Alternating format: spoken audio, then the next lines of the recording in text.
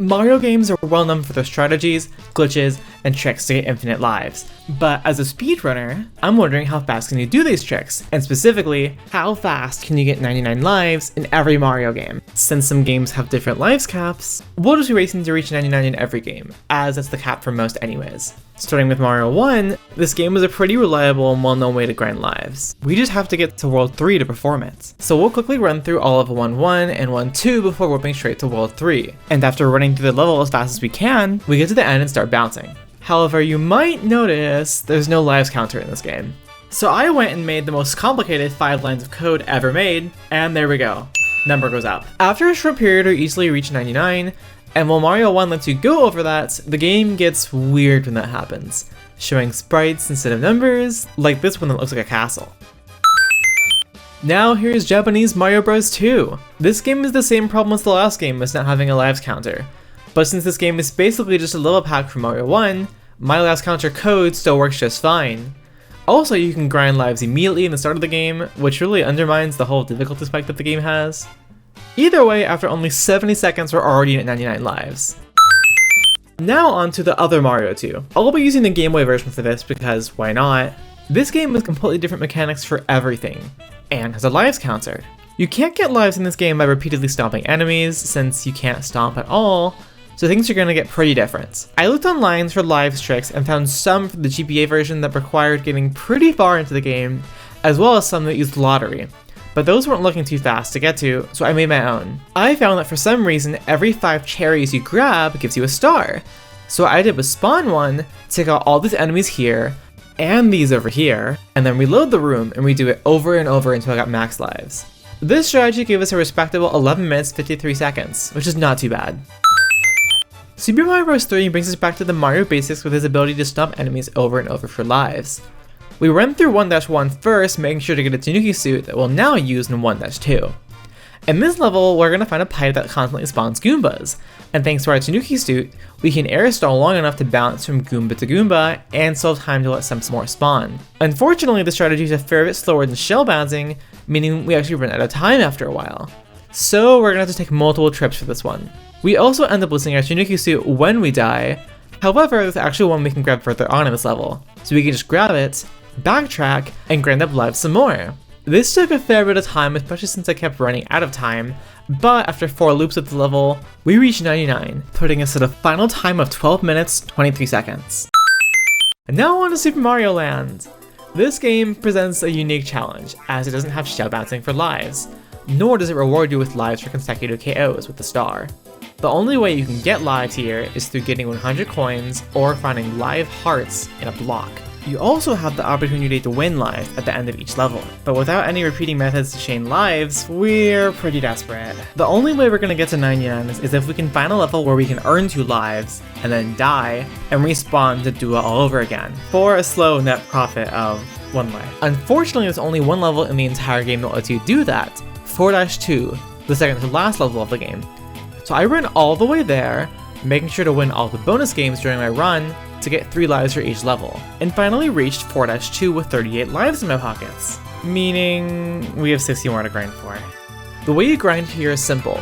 This level has a room with over 200 coins at once. After we grab those, we can die right after to spawn outside, and be able to go back in again for more coins, meaning we should be able to get 2 lives, die, and repeat. Except, we actually can't grab all the coins in this room without the Super Ball, an item that we cannot obtain after respawning. The max coins that we can get here every time then is actually 150, so things get really desperate. The strategy I use here is to grab a life, plus 50 coins, then die, and repeat, over and over, with a gradual 50 coin profit every round, which eventually turns into 99 lives. To say this took forever is an understatement. I was really ready to give up on this because of how annoying it was, but I recorded the footage for this game after doing literally every other game, so I didn't feel like I could give up. So I somehow ended up finishing this. I finally finished this run up with a time of 1 hour and 39 minutes, which was horribly awful to do. But on the bright side, I don't think it's remotely possible for any other game to be this bad. Moving on to a game with graphics, here's Super Mario World. This game continues the trend of not having a very good way to grind lives without getting pretty far into the game. From what I found, the best way to grind is to unlock the World 2 Ghost House secret. Punch this block as Yoshi, leave, and repeat. This would have been fine for us to do, but I found a strat that works way earlier in the game. What I ended up doing is taking out these Koopas in 1-2 for a 1-up, and then grabbing this Yoshi block while on a Yoshi for another life, and then exiting the level and going back in. This was a slow, gradual process, but it worked, and I ended up finishing with a time of 16 minutes and 11 seconds, which is way slower than all the other console Marios, but at least it's not Mario Land. Now we're back on the Game Boy with Mario Land 2. Unlike its predecessor, this game actually has graphics, and a really good way to grind lives. This game features a lottery you can do from the very start with 4 different paid tiers. The 30 coin tier gives you the chance to win a few different power-ups. The 50 coin tier adds in a chance to win a 1-up or 3-up. And the 200 coin tier ups the prizes to include a 5-up and 20-up. The 999 coin tier is where it's at though. This tier includes the option to win a 50 and 99 life up, and that's of course what we're aiming for. Reaching 999 coins is actually fairly straightforward too. For some reason, the first level in World Hippo has a 50 coin box immediately at the start, and in true Mario fashion, you can just restart the level after to do it again. However, we do have to beat the level to do that, and actually the whole world to do the quick exit, which isn't too bad as it only has 3 levels. So we fly over this first level, and then head into space for the next. And finally, the 3rd level, which has incredible music.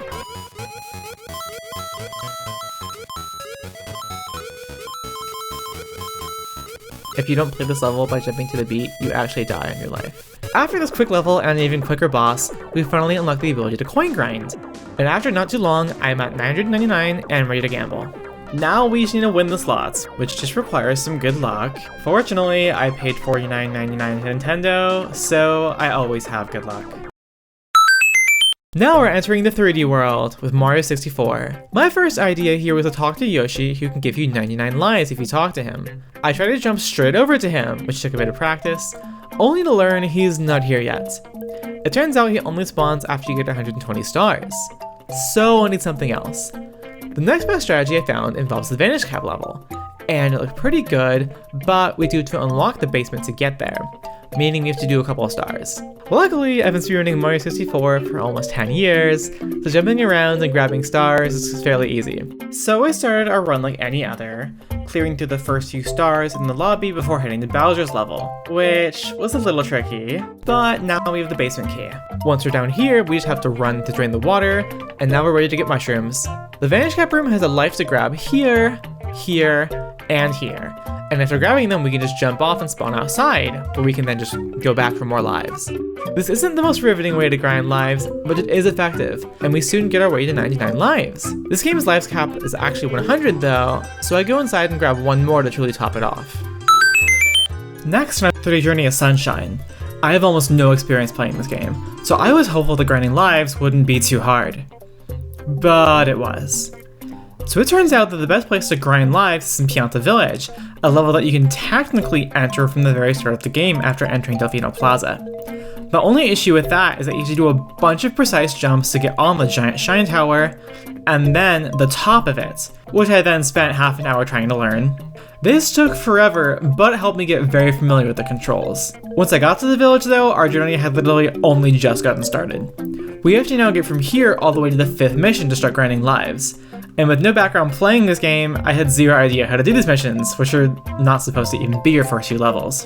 But in time I got to mission 5, and from there all I had to do was perform a clip to enter this level without Yoshi. Don't ask me how Yoshi contributes to getting in here normally, I have literally no idea. I just know I need this glitch to do it, and it actually isn't too hard. Once we're in, we have to complete the entire secret mission, which isn't actually that bad, even though people really hype up Chucksters.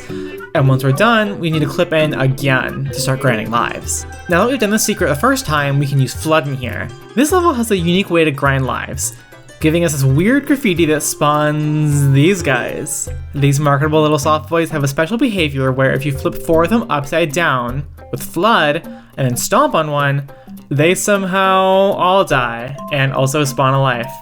And thanks to the graffiti, they can respawn and you can repeat this over and over again.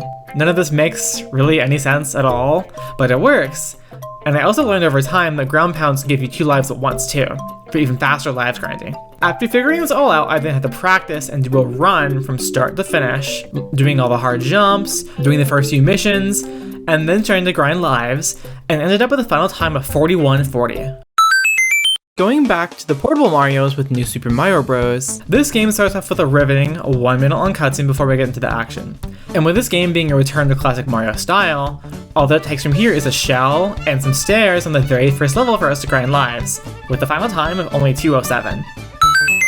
Moving on to the sequel on the Wii, this game unfortunately doesn't offer any areas to grind out lives in the first level. Although I did try to experiment and find some things, I couldn't find a way to change shell jumps anywhere in here. For this game, you'll find a lot of people online recommending you do the classic shell on stairs method in a level in World 2, but you can actually grind lives way easier in 1-3.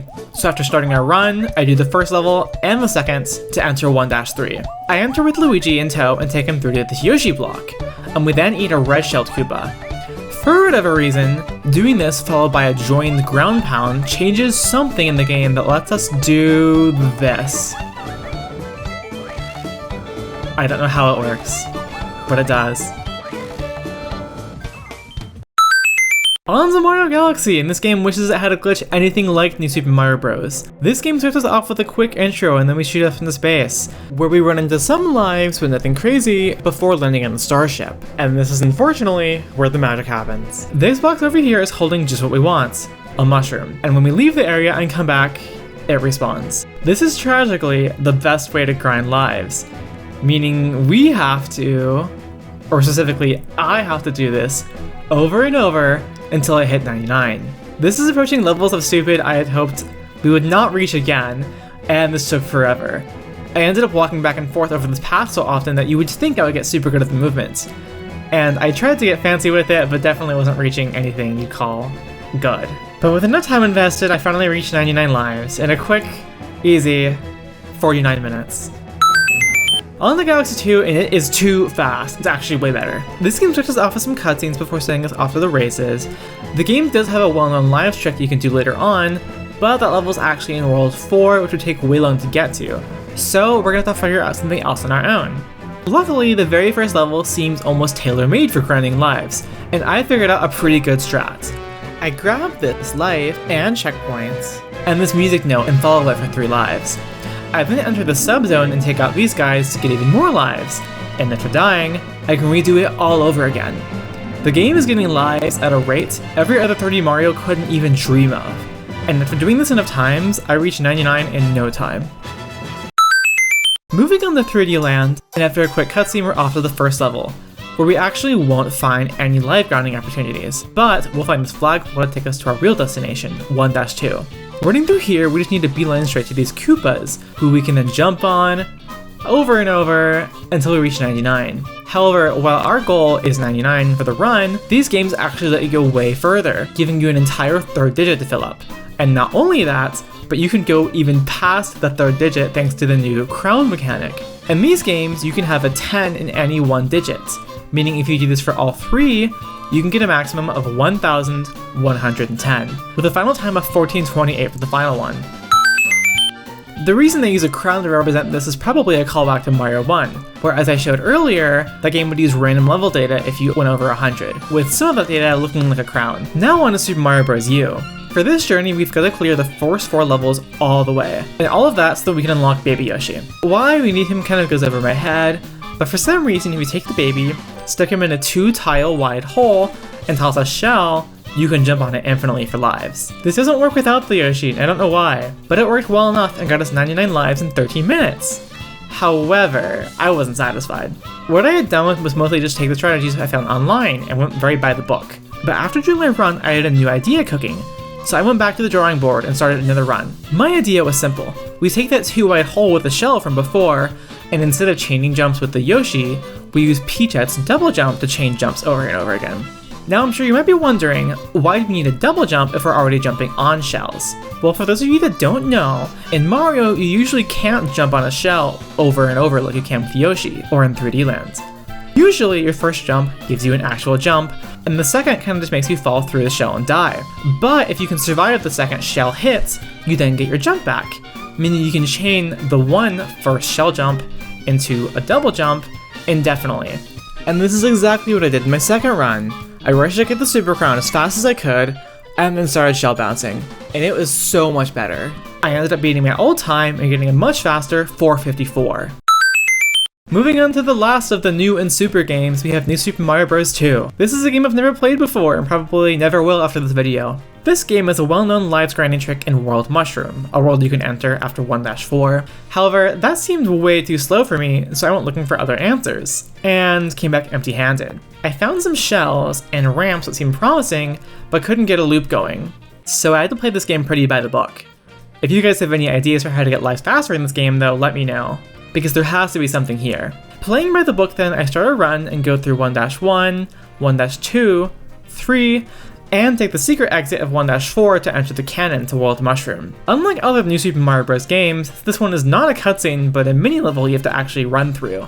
And I ended up dying here in practice, way more than I'd like to admit, but eventually I got a good run that beat it first try, and entered Mushroom Dash 1. For this level, the strategy that we're going to use is going to look pretty familiar. We enter this pipe, and through this sub-zone where we find Koopas and bricks. If we build our own mini staircase with these bricks, and then introduce the Koopa to it, we can easily grind lives here for as long as we want, and quickly get to 99. Just like with 3D Land though, we can surpass this as well, with the Triple Crown returning and giving us that huge lives cap back. Getting to 1,110, or 3 crowns, ended up taking me 16 minutes and 25 seconds total, which is really fast for how many lives that is. Going on the 3D world, this game was a pretty well-known lives trick that is just as easy to do as 3D lands, and all it takes to do is beat the first level before we're on our way. Once we enter 1-2, we just have to get down this pipe, run over to the Koopa, and bounce his shell off of this 3-tile gap to start letting the good times roll. It takes literally only 2 minutes and 42 seconds to reach 99 lives. So of course we'll keep going, and I get a respectable time of 13:47 for all 1,110 lives.